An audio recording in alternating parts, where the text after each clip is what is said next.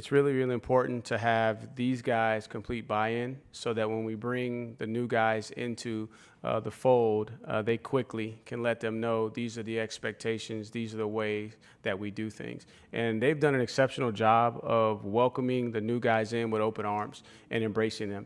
These guys, Jameer and Noah in particular, have endured a lot over the last 3 years. And speaking for them, I think I can say they want to win.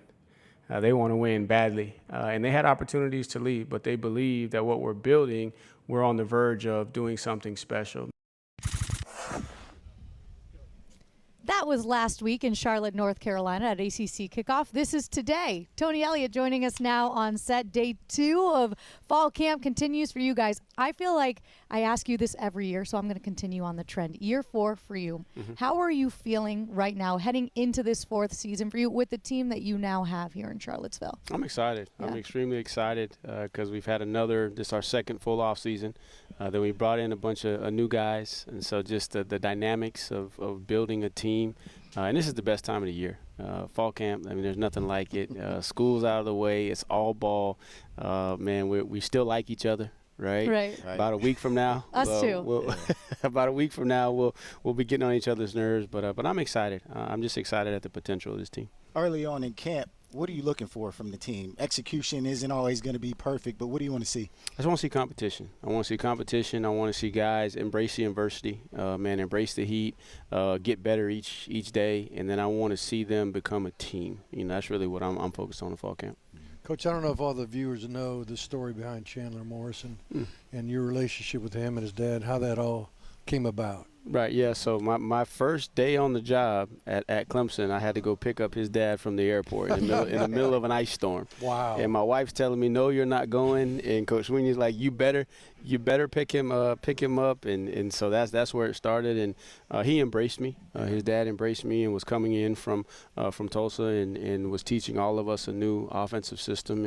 And that's where it started. And then to watch Chandler, grow up. And then Chad went and took the job at SMU. And Chandler moved to Texas and became his own man, and then had his journey, through the college ranks. And then there was an opportunity presented here, and it was just awesome to be reconnected with him and his family. What have you seen out of Chandler early on so far? Yeah, just leadership. I mean, he's a coach's son. I mean, he knows ball at a high level.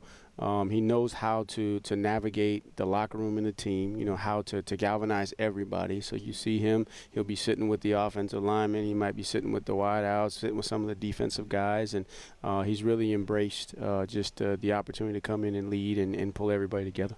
You were talking in that soundbite we showed before we brought you on about all the new you have coming in, 50-plus new faces, but some of the veteran presence that you do have as well.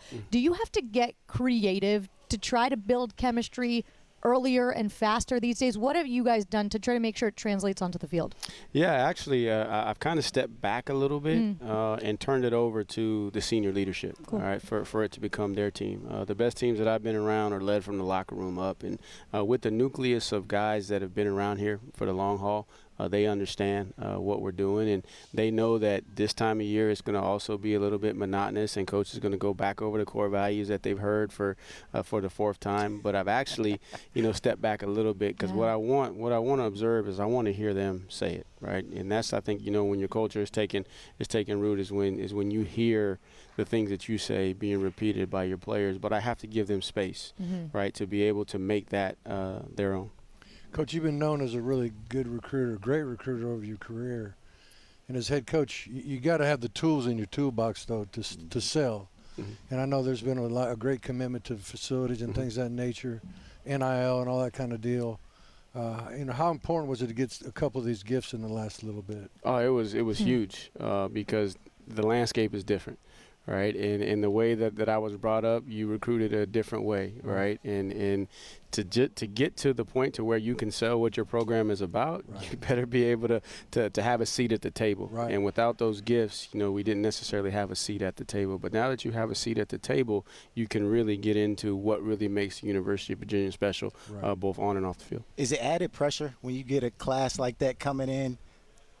Man, there's always pressure. Yeah, there's always It's pressure. the good pressure, It's though, the right? good pressure. It's the good. I'd rather have that pressure Yeah. with all those guys coming in. But, expectations, you try to block them out, but obviously you can't get away from them. They're there. But the biggest thing for us is really just to focus on what we can control. And so I don't want the guys to feel that. I don't want the staff to feel that, right? Because at the end of the day, to meet expectation, there's a certain level of work that has to take place. And so I deal with all that stuff so the staff and the players can just focus on the work that we need to take care of to hopefully meet the expectations externally. Yeah, you got 4 of the first 5 games at home. Yeah. How important is it for you guys to take advantage of that? Extremely important, man. We haven't been a good home team, man. I'm hoping that we can flip that mojo, right? We've actually been a better road team, but it's huge, right? And that's the challenge to our fan base. Let's pack Scott Stadium and create a competitive advantage for us being at home. Get off to a good start, man. We started 4-1 last year, right? And so we got an opportunity to get off to a fast start, and then hopefully we can build some momentum as we go into that bye week after Game 6 because we got a tough stretch on the back end of the season as well. You know how I know you mean business? All black today as the ACC rolls in for the Camp Tours. Coach, thank you so much. Good luck the rest of the way, and we're looking forward to kickoff against Coastal here I at Scott Stadium. Appreciate you. And y'all have safe travels as y'all go around ACC. Thank you so much.